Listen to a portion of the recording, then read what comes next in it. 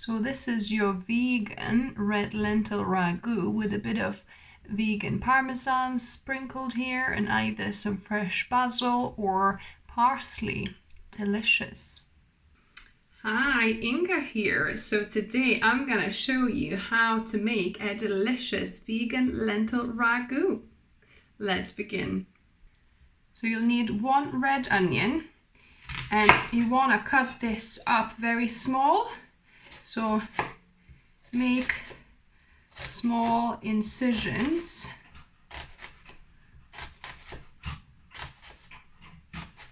like so, not fully way through, and even cut it in half like that, and then you could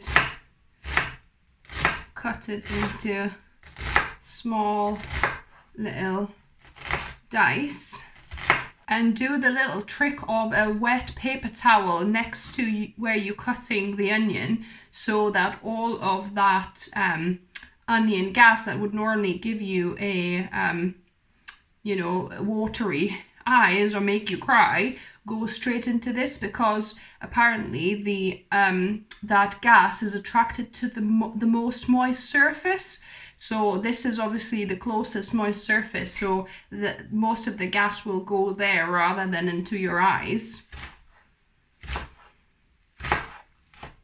I'll link down below and above for you where I've tested a few different tricks of cutting onion without crying, and this was the best trick that worked for me. Next, I'm gonna do the same, dice it very small with a red pepper. So you could either use long red pepper like I've got, or you could use a the other type, bell pepper, as well. So both are fine. So I'm gonna just take the insides out, cut this in half, cut it into little strips. I prefer this red pepper, the pointed one, to the other one, to the bell pepper, because I find it much easier to kind of cut and manage. And then small little dice here as well. Add together with the onion. Then you'll need a couple of garlic cloves. I've done 2.5 because they're quite small. And then you're going to need about 2 centimeter piece of either fresh ginger, or this is frozen, half of a little block, which I'm going to grate in. And you're going to need 1.33 cups of red lentils, which I'll rinse now. So yes, you want to wash your lentils just to wash off any impurities and that extra loose starch on the top. Now either preheat a stainless steel pot or frying pan, or a non-stick ceramic coated one, either would work. If you're using stainless steel, heat it up until you can do a water droplet test. When you drop it, as you can see, these little water balls are kind of going like a mercury, like little balls, so that's when you know it's non-stick here.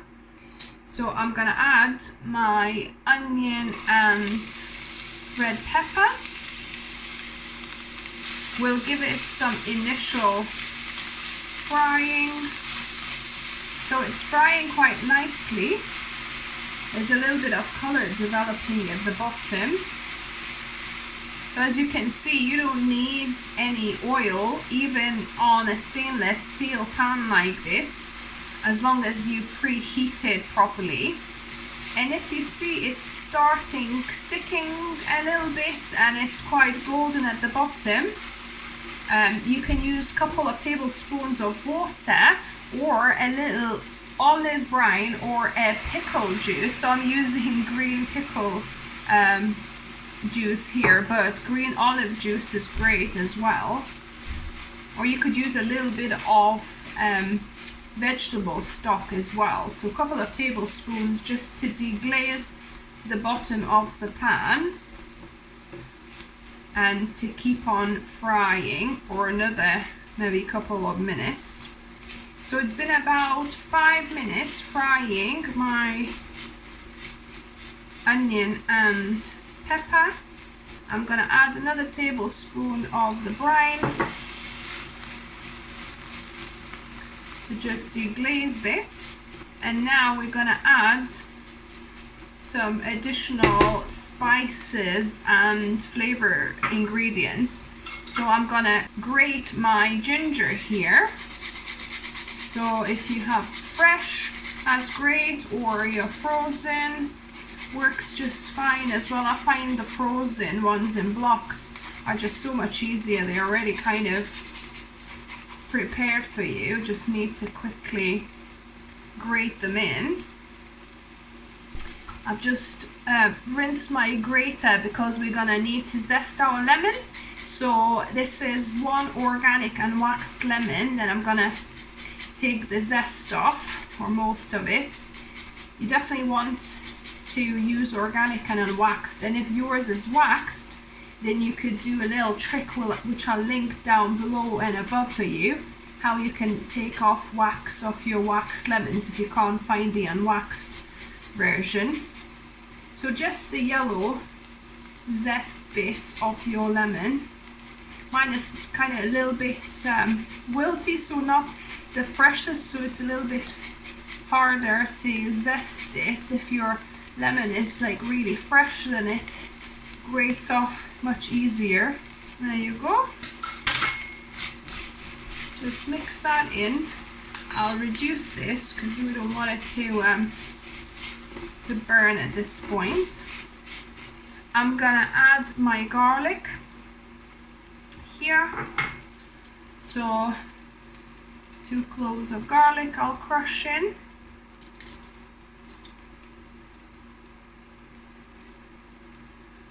Then I'm gonna follow on with my spices. So half a teaspoon of turmeric here, 1 teaspoon of smoked paprika, 1 teaspoon of ground coriander seeds, 1 teaspoon of sage, 1 teaspoon of basil, about a 1/4 teaspoon of pepper I've got, and about a 1/4 teaspoon of salt. You can add more or less salt and pepper, it's up to you.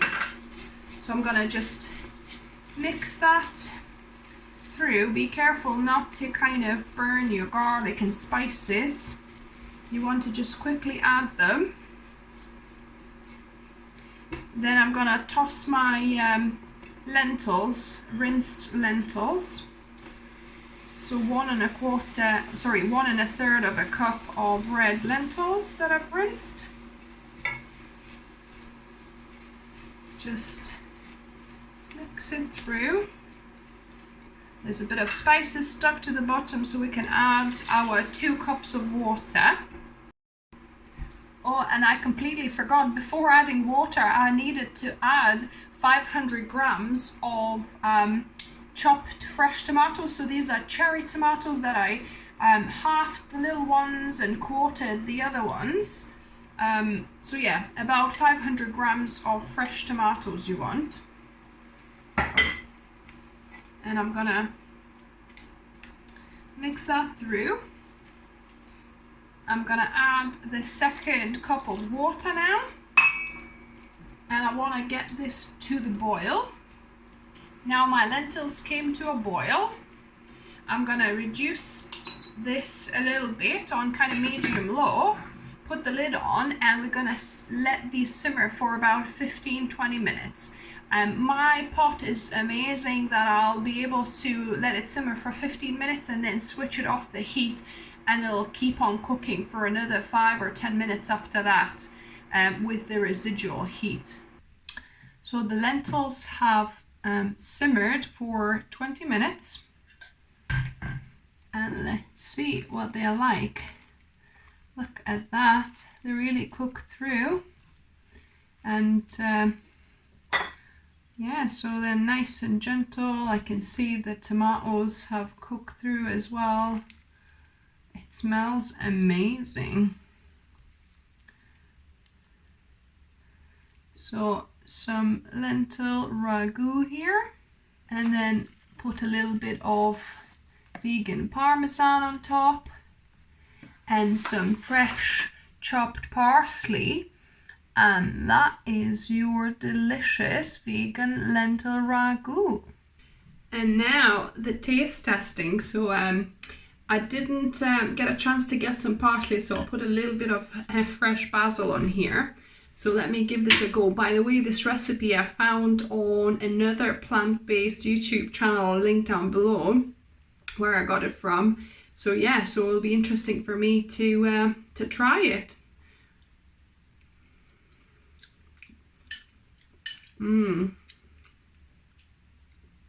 Really lovely. The flavors of the tomato come through, and the lentils are very interestingly quite sweet, strangely enough. Wow. Obviously I didn't add any sugar or sweetener to this, but so good, guys. And then obviously the parmesan. So the parmesan I used was a kind of that I bought in a vegan festival on a vegan stall, but I'll link above and down below how you can make your own easy cashew or almond parmesan yourself. It's literally just blending up either almonds or cashews with some spices, and that's it. Easy vegan parmesan, and it really goes nicely to kind of top it up here.